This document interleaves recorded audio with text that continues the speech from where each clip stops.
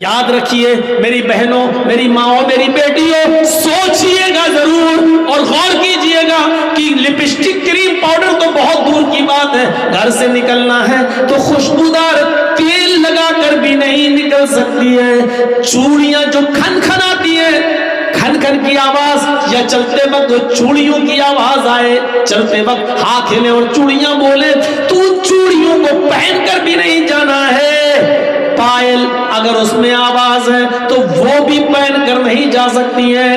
یہاں تک کہ اگر اونچی ہل کی چپل، اونچی ہل کی سینڈل پہن کر وہ چلتی ہے اور سڑک پر یا پکی زمین پر چلتے وقت تو سینڈل کی کھٹ کھٹ کی آواز آتی ہے، تو ایسی سینڈل اور ایسی چپل پہن کر بھی عورت نہیں جا سکتی ہے کہ جس سے اس کے پیروں کی کھٹ کھٹ کی آواز سے مردوں کے چہرے متوجہ ہوں، مرد اس کی طرف مائل ہوں اور اس کی طرف دیکھنا شروع کر دیں۔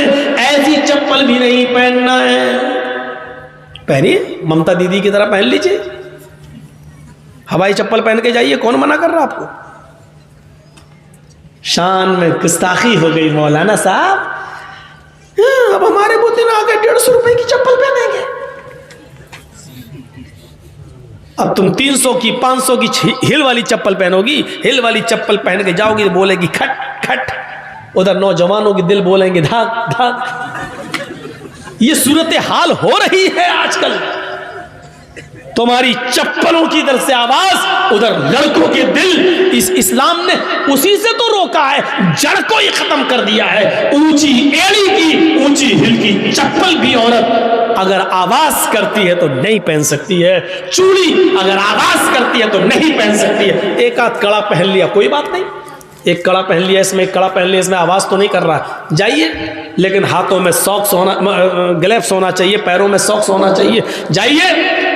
ٹخنے سے نیچا نقاب اوڑھنی یا چادر ٹخنے سے نیچا ہونا چاہیے، اتنی نیچی ہونی چاہیے کہ آپ کی چپل بھی نظر نہ آئے، چپل سی چھپی ہوئی ہو، اور آپ کا نقاب، آپ کا حجاب، آپ کی چادر زمین کی مٹی سے چھلتی ہوئی، روڈ سے چھلتی ہوئی جانی چاہیے۔ یہ ہے اسلامی پردہ۔ مولانا صاحب کیوں بتا رہے ہو؟ ہمیں کرنا ہی نہیں ہے، ہمیں کرنا ہی نہیں۔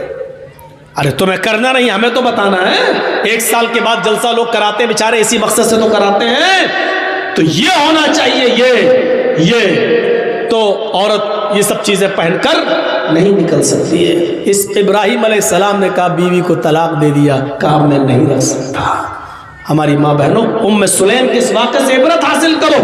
میک اپ کرتی ہیں، خوشبو لگاتی ہیں، خوشبو لگانے کے بعد وہ اپنے شوہر کے پاس بھی جاتی ہیں اور وہ اپنے شوہر سے مجامعات بھی کرتی ہیں، ہم بستر بھی ہوتی ہیں۔ سوچئے بغل میں بیٹے کی لاش ہے، بیٹے کا جنازہ ہے، اور وہ رات میں میک اپ۔ تصور کریں ہماری بہنیں اور ہماری قوم کی بیٹیاں، کیا گھر میں آپ کے بیٹے کا انتقال ہو جائے، کیا ایسی صورت میں اپنے شوہر کو اتنا خوش رکھ سکتی ہیں؟ ہم بستری کے بعد جب دونوں فارغ ہوئے، شوہر نے جلدی سے غسل کر لیا، رات میں پیار بھری باتیں ہوتی رہی، بات بچے کی نکل آئی۔ بیوی نے بڑے پیار سے کہا، ام سلیم نے، آج مجھے ایک سوال میرے ذہن میں کھٹک رہا ہے جو دور نہیں ہو رہا ہے، بڑی میں پس و پیش میں، شچ و پنج میں پھنسی ہوئی ہوں کہ کیا ہونا چاہیے۔ ابو طلحہ نے کہا کیا بات ہے بتاؤ؟ کہا کہ میری ایک سہیلی نے کچھ مہینے پہلے ایک امانت میرے پاس رکھی تھی جو بہت قیمتی امانت تھی، اور یہ کہا تھا کہ میں کہیں دور جا رہی ہوں، 2 4 6 مہینے کے بعد جب میں واپس آ جاؤں تو میری امانت واپس کر دیجئے۔ لیکن میرے پتی جی، میرے ہسبینڈ، اس نے جو امانت دی تھی وہ مجھے بہت پسند آ گئی، میرا دل اس پر آ گیا، میں چاہتی ہوں کہ اس کو رکھ لوں اور اس جس کی امانت تھی اس کو میں واپس نہ کروں۔ ابو طلحہ نے کہا نہیں، یہ تو غلط بات ہے، یہ امانت میں خیانت ہے، یہ گناہ ہوگا۔ اگر وہ اپنی امانت مانگ رہی ہے تمہاری سہیلی تو اس کی امانت تمہیں واپس کرنا پڑے گی۔ کہا لیکن وہ امانت مجھے بہت پسند ہے، اس چیز پر میرا دل آ گیا ہے، میں نہیں چاہتی ہوں کہ اس کو وہ دوں۔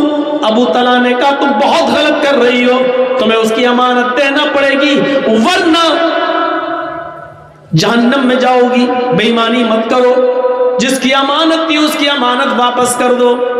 کہا میرے پیارے شوہر تو پھر ایک امانت اللہ نے مجھے دی تھی، 2-3 سال پہلے اللہ نے مجھے بھی ایک امانت دی تھی اور وہ امانت مجھے بہت زیادہ پسند ہے، اس امانت پر میرا دل آ گیا ہے، وہ امانت میرا بیٹا ہے، لیکن آج اللہ نے اپنی امانت مجھ سے مانگی تو میں نے اس کی امانت اس کو واپس کر دی، اس کی امانت میں نے اس کو واپس کر دی۔ اگر میں اپنے پاس رکھتی اور اس پر بے ایمانی کرتی تو امانت میں خیانت ہوتی۔ میرے پیارے شوہر بچہ آرام سے سو رہا ہے، اس کا مطلب یہ ہے کہ بچہ میرا اس دنیا میں نہیں رہا، اللہ کی امانت دی، اللہ نے اس بچے کو لے لیا ہے۔ ابو طلحہ کے پیروں کے نیچے سے زمین سرک گئی، بولے تو کچھ نہیں لیکن کہا کہ اس حال میں بھی تم مجھے کھانا کھلا رہی ہو، تم مجھ سے ہم بستری کر رہی ہو، پیار و محبت تم نے مجھ سے کیا ہے، تم نے بچے کے بارے میں مجھے بتایا نہیں۔ وہ تو ٹھیک ہے اللہ کی امانت تھی، اللہ نے لے لیا، لیکن اس کا یہ مطلب تو نہیں تھا کہ تم محلے کی عورتوں کو بھی روکے رکھو۔ کوئی بات نہیں ہے، صبح سورج نکلنے کے بعد اس بچے کو دفن کر دیا جائے گا۔ حضرت ابو طلحہ جیسی اذان کی آواز ہوتی ہے مسجد میں جاتے ہیں، اللہ کے نبی صلی اللہ علیہ وسلم نماز پڑھاتے ہیں اور نماز پڑھانے کے بعد جب ابو طلحہ اللہ کے نبی کے پاس بیٹھتے ہیں اور پوری کی پوری رات کی داستان سنا دیتے ہیں، اللہ کے نبی ایسا ہوا میری بیوی نے رات میں بھی نہیں بتایا ہے، میری بیوی نے مجھے کھانا بھی کھلایا ہے، اس کے بعد ہم بستری بھی کیے، شاریرک سمبند بھی بنایا ہے، اے اللہ کے نبی اس کے بعد کا اللہ کی امانت دی اللہ نے لے لیا۔ اللہ کے نبی فرماتے ابو طلحہ بس اے ابو طلحہ، اللہ تمہاری بیوی کو جزائے خیر دے، اللہ اس کو اچھا بدلہ دے، اور تم دونوں نے آج رات میں جو مجامعت کی، جو ہم بستری کی ہے، اللہ اس میں برکت عطا فرمائے، اللہ اس میں برکت عطا فرمائے، اللہ اس میں برکت دے۔ اسی دن کی مجامعت اور ہم بستری سے حضرت ام سلیم کو حمل ٹھہرا ہے، اسی ام سلیم کو حمل ٹھہرا ہے، اور اسی ابو طلحہ کو ام سلیم سے اسی دن حمل ٹھہرا ہے، اور پھر 9 مہینے کے بعد بچہ پیدا ہوتا ہے۔ اس بچے کا نام انس رکھا جاتا ہے، اس بچے کا نام انس رکھا جاتا ہے۔ اللہ کے نبی جب اس بچے کو، جب یہ بچہ پیدا ہوا تو سب سے پہلے اللہ کے نبی نے کھجور اپنے منہ میں چبایا، اور چبایا ہوا کھجور نکالا اور اپنی انگلی سے نکال کر حضرت انس کے منہ میں ڈالا اور دعا کی، اے اللہ حضرت انس کے مال میں اور اس کی اولاد میں برکت عطا فرما، اس کی اولاد میں برکت عطا فرما، ان کے مال میں اور ان کی اولاد میں برکت عطا فرما۔ یہ انس ہی تھے جنہوں نے 10 سال جناب محمد رسول اللہ کی خدمت کی ہے، یہ انس ہی تھے آگے چل کر یہ بڑے امیر بنے، اللہ نے ان کی دولت میں بھی اضافہ کیا اور ان کے بچوں کی تعداد میں بھی اضافہ ہوا ہے۔ مدینے میں اکثر بچوں کی تعداد انہی کی نظر آتی تھی، سب سے زیادہ بچے انہی کے نظر آتے تھے۔ یہ دعا کا اثر تھا جناب محمد رسول اللہ صلی اللہ علیہ وسلم کی دعا کا۔ کہنا یہ چاہتا ہوں کہ اس واقعے کو دیکھیے کہ پہلے زمانے کی عورتیں بچے کے انتقال کے بعد بھی میک اپ اپنے شوہر کے لیے کر رہی ہیں، بن ٹھن کر اپنے شوہر کے لیے رہ رہی ہیں، اپنے شوہر کو سکون پہنچا رہی ہیں، یہاں تک کہ رات میں شوہر نے جب میک اپ میں اور خوشبو میں اپنی بیوی کو دیکھا تو وہ بھی اپنے آپ کو روک نہ سکے اور انہوں نے ان سے ہم بستری بھی کی، اور اس ہم بستری پر برکت کی دعا جناب محمد رسول اللہ صلی اللہ علیہ وسلم نے کی کہ اللہ اس رات میں تمہیں کوئی برکت عطا فرمائے۔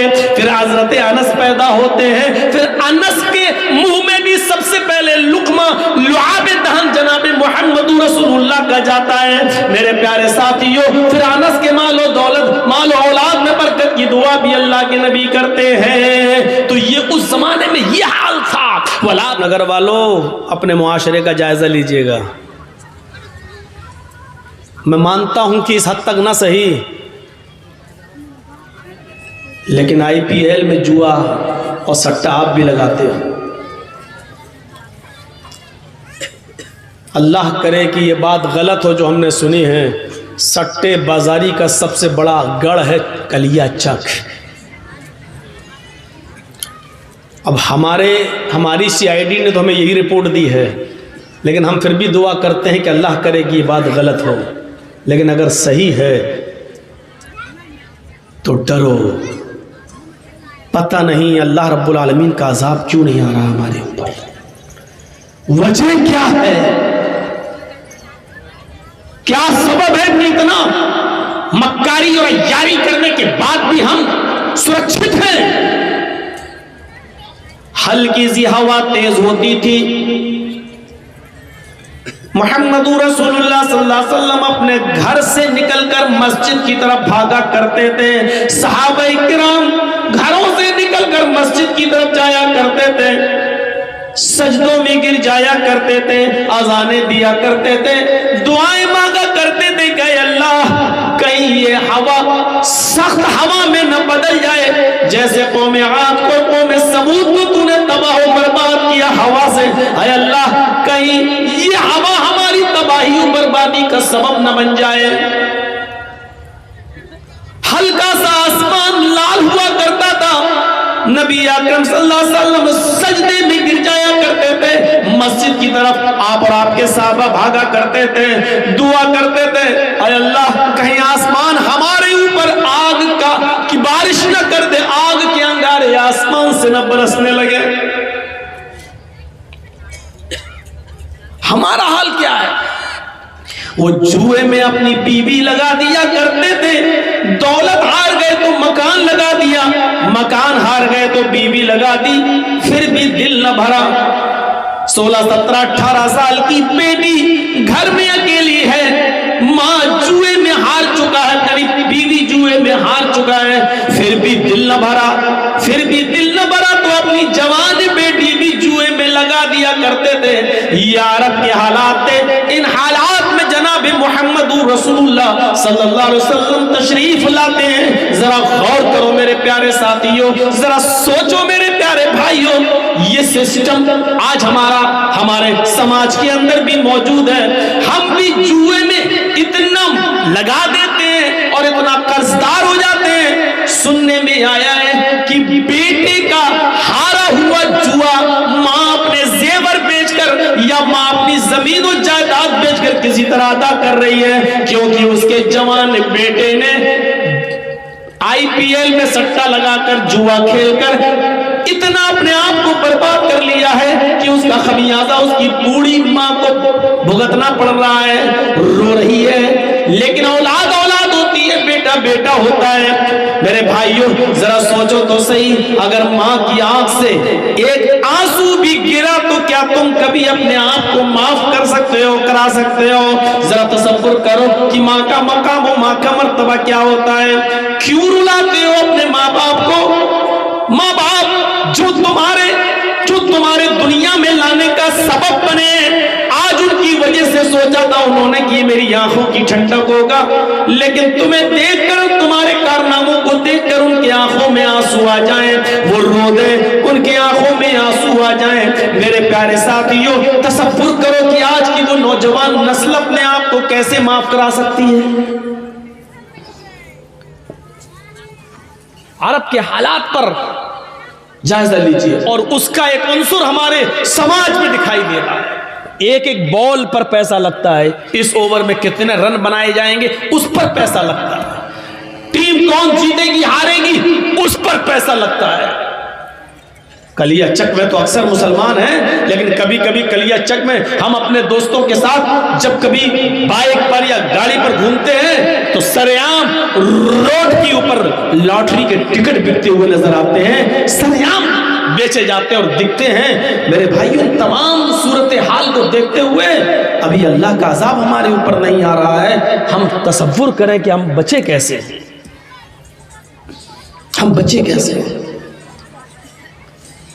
صحابہ فرماتے ہیں جن گناہوں کو تم معمولی سمجھتے ہو، جن گناہوں کو تم معمولی سمجھتے ہو، گویا کہ وہ گناہ ہی نہیں ہے۔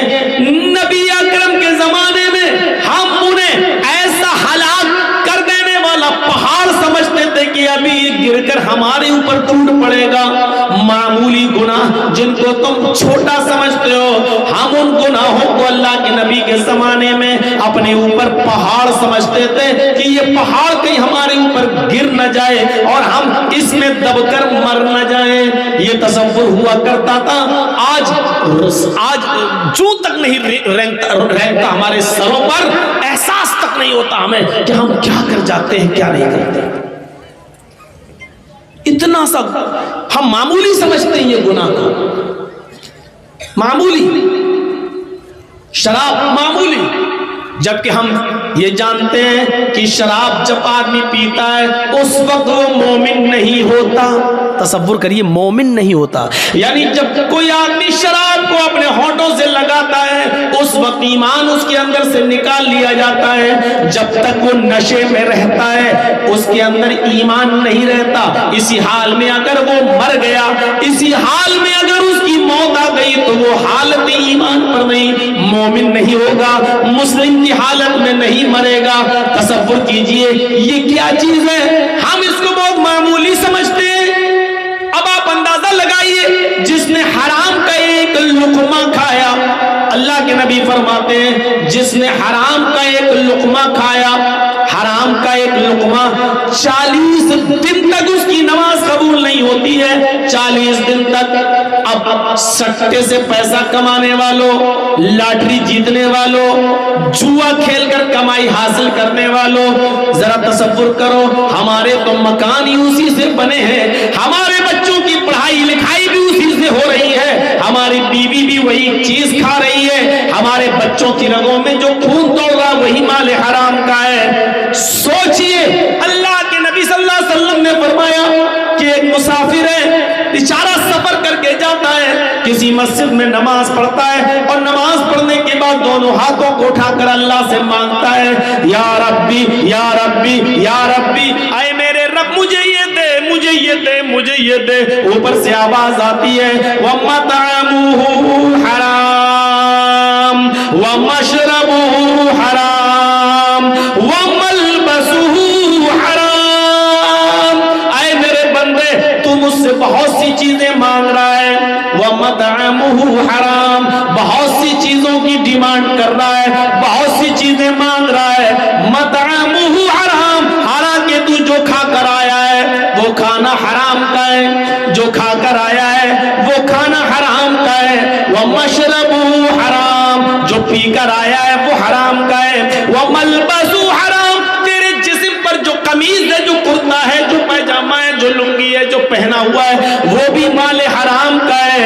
میرے بندے وَغُذِيَ بِالْحَرَامِ، تیرے جسم میں جو خون دوڑ رہا ہے، جو بلڈ سرکولیشن کر رہا ہے، دوڑ رہا ہے، وہ خون بھی حرام کا ہے۔ فَأَنَّا يُسْتَجَابُ لِذَلِكَ، میرے بندے میں تیری دعا کو سنوں تو کیسے سنوں، کہاں سے سنوں؟ ان اللہ طیب وَيَقْبَلُ طیب، اللہ پاک ہے اور پاکی پسند کرتا ہے۔ تو کھا کر آیا ہے وہ ناپاک، پہن کر آیا ہے وہ ناپاک، جو پی کر آیا وہ ناپاک، بدن میں خون دوڑ رہا ہے وہ بھی ناپاک۔ ہم تیری دعا سنیں تو کہاں سے سنیں، ہم تیری دعا قبول کریں تو کہاں سے کریں؟ اللہ اس کی دعا کو ریجیکٹ کر دیتا ہے، اللہ اس کی دعا کو پھر سنتا نہیں ہے۔ اچھا سوچئے، تھوڑی دیر کے لیے سوچئے، آج یہ چھوڑ دیجئے، یہ بس سوچئے، آج یہ سوچئے کہ ہم سمجھا رہے ہیں، یہ ذہن سے نکال دو کہ کوئی جلسہ ہو رہا ہے، ایک سوچ پیدا کریے۔ حضرت ابو بکر صدیق کا ایک غلام تھا، لیکن وہ اپنے مذہب پر تھا، نہیں کافر تھا، ایمان نہیں لایا تھا، غلام تھا ان کا، خریدا تھا انہوں نے، اور وہ کچھ محنت کرنے جاتا تھا، کما کر لاتا تھا، اور ابو بکر صدیق اس کی کمائی کھاتے تھے۔ ٹھیک، غلام کی کمائی مالک کے لیے حلال ہے، شریعت کا مسئلہ ہے۔ ایک دن گیا اور بغیر محنت کیے ہوئے اس کو کسی نے کھجور دے دیے. ہوتا ہے ایسا. ابو بکر صدیق کے غلام نے ایک آدمی کو دیکھا کہ وہ اپنی بیوی کے ساتھ جا رہا ہے اور اس کی بیوی کا پیٹ باہر ہے، یعنی بچہ تھا اس کے پیٹ میں. تو مذاق میں کہہ دیا تھا، مذاق میں ابو بکر صدیق کے غلام نے مذاق میں کہہ دیا تھا اپنے دوست سے، بھابھی کو لے جا رہے ہو جی، لڑکا ہوگا. ایسی مذاق میں کہہ دیا. کیا کہا اس نے؟ بھابھی کو بیٹا ہوگا، بیٹا. اس کے دوست نے کہا تمہیں کیسے معلوم؟ پیٹ میں کیا یہ تو اللہ جانتا، تمہیں کیسے معلوم؟ اب مذاق تو مذاق ہی ہے. اس نے کہا ارے یار میں بہت ایکسپیرینس ہے، مجھے تجربہ ہے، پیٹ دیکھ کے بتا دیتا ہوں لڑکا ہے کہ لڑکی. دیکھ لینا لڑکا ہوگا. اتفاق سے 2 مہینے کے بعد اس کے گھر میں لڑکا پیدا ہوا. تو جب لڑکا پیدا ہوا تو وہ سمجھا کہ یہ بہت بڑا پہنچا ہوا آدمی ہے، جانتا ہے. واہ، اس نے 2 مہینے پہلے کہا تھا لڑکا ہوگا تو لڑکا ہی ہوا. تو وہ کھجور لے کے آیا اور اس کو گفٹ دے دیا، لو یار تم نے جو بتایا تو وہی ہوا. تو یہ کھجور لے کر جب گھر پہنچے، ابو بکر صدیق کا غلام جب گھر پہنچا تو ابو بکر صدیق نے کہا کیا لائے ہو؟ کہا کھجور. ارے جلدی لاؤ یار بھوک لگ رہی ہے مجھے. اٹھایا اور ایک کھجور کھا لیا. میں کسی سے بھی پوچھ سکتا ہوں، ایک کھجور کھایا. کتنا؟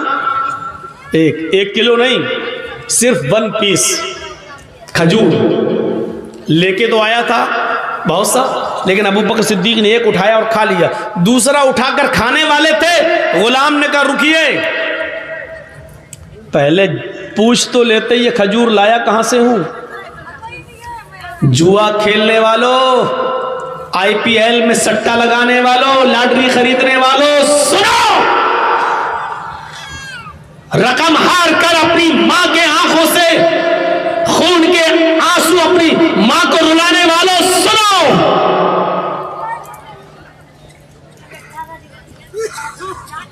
ایک کھجور.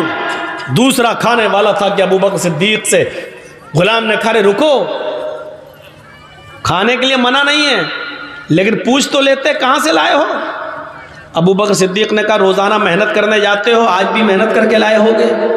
اس نے کہا کہ روزانہ محنت کر کے لاتا تھا تب تو آپ روز پوچھتے تھے، اور آج ہی محنت نہیں کیا اور آج آپ نے پوچھا ہی نہیں. ہوتا ہے کبھی کبھی ایسا، روزانہ ٹکٹ لے کے چلو ٹی نہیں آتا ہے، جس دن نہ لے کے چلو اس دن اتفاق سے آ جاتا ہے.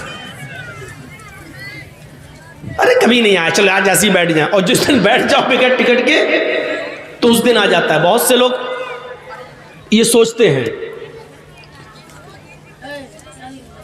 ایسے. اے بھیا سامنے سے مت اٹھا بیٹھا لگاؤ، کئی بار دیکھ چکا ہوں لوگ سامنے سے جا رہے ہیں آ رہے ہیں.